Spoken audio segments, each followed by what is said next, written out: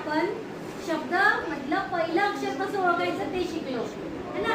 जसं आई, आई मधलं पहिलं अक्षर कप मधलं पहिलं अक्षर है ना. आज आपण त्याच्या पुढचं शिकूया. आज काय शिकायचं आपल्याला. आज एका शब्दामध्ये किती अक्षर आहेत ते मोजायचे आपण. ठीक आहे.